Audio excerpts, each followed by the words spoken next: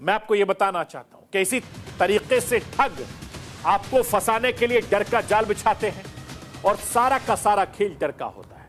अगर आप डर गए तो समझिए आप काम से गए, फंस गए। इस जाल में ठग बहुत सारे लोगों को चूना लगा चुके हैं।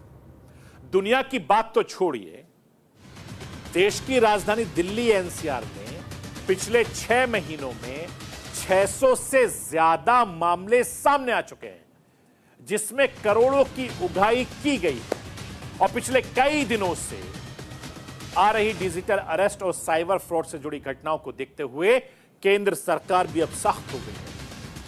इससे निपटने के लिए बड़ा कदम उठाया गया है। डिजिटल अरेस्ट और साइबर फ्रॉड से निपटने के लिए केंद्रीय गृह मंत्रालय ने हाई लेवल कमेटी गठित की है। एमएचए इंटरनल सिक्योरिटी के सेक्रेटरी इस कमेटी को मॉनिटर कर रहे हैं। एमएचए के 14C विंग के सभी राज्यों की पुलिस से संपर्क किया। डिजिटल अरेस्ट की घटनाओं पर तत्काल एक्शन के निर्देश दिए गए हैं। डिजिटल अरेस्ट का जाल देश में किस तरीके से फैलता जा रहा है, मैं राष्ट्र की आवाज के जरिए आपको समझाना चाहता हूं। इस साल डिजिटल अरेस्ट से जुड़ी 6000 से ज्यादा शिकायतें दर्ज की गई। गृह मंत्रालय ने साइबर विंग से अब तक 6 लाख मोबाइलों को ब्लॉक किया है और ये सभी मोबाइल फोन साइबर फ्रॉड और डिजिटल अरेस्ट की घटनाओं में शामिल थे। इसके अलावा 14C विंग्स ने अब तक 700 से ज्यादा मोबाइल एप्लीकेशन को भी ब्लॉक कर दिया है।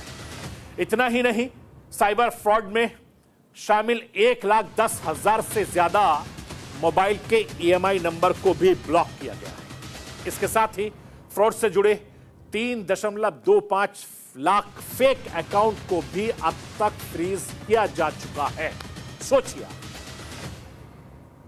मैं आपको यह भी बताना चाहता हूं कि डिजिटल अरेस्ट का दायरा हिंदुस्तान से लगातार यह बढ़ता जा रहा है। डर के जाल में फंसाकर यह सारा खेल खेला जाता है। जालसाज आपको पुलिस वाला या ईडी या सीबीआई का अधिकारी खुद को बताकर डर के जाल में फंसाते हैं और आपके सालों की कमाई चंद मिनटों में साफ कर देते हैं। ठगी का दायरा किस तरीके से हिंदुस्तान में तेजी से बढ़ रहा है, इस बात का अंदाजा इस बात से लगाया जा सकता है कि पिछले 4 महीनों में हिंदुस्तान में 120 करोड़ रुपए की ठगी हो चुकी है।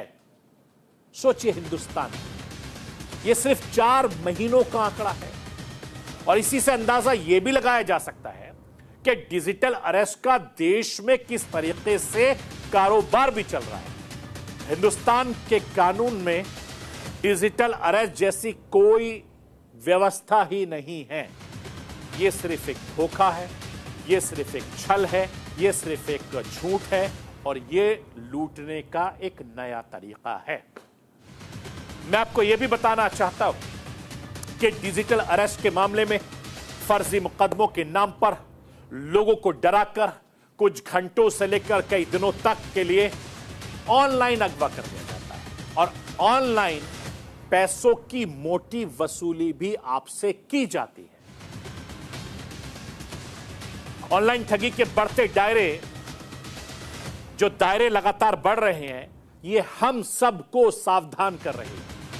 अगर साइबर क्राइम को लेकर हम सावधान नहीं हुए, सही वक्त पर इससे जागरूक नहीं हुए, तो इससे बचने के उपाय नहीं किए गए, तो साइबर ठगों के चुंगल में आकर अपना सालों से मेहनत की कमाई आप मिनटों में, सेकंडों में गवा देंगे और यहां तक कि कई बार आप अपनी जान भी जोखिम में डाल सकते हैं।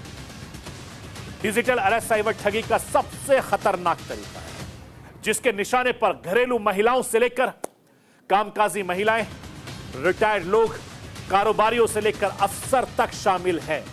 यहां तक कई साधु संत भी इसके जाल में अभी फंस चुके हैं।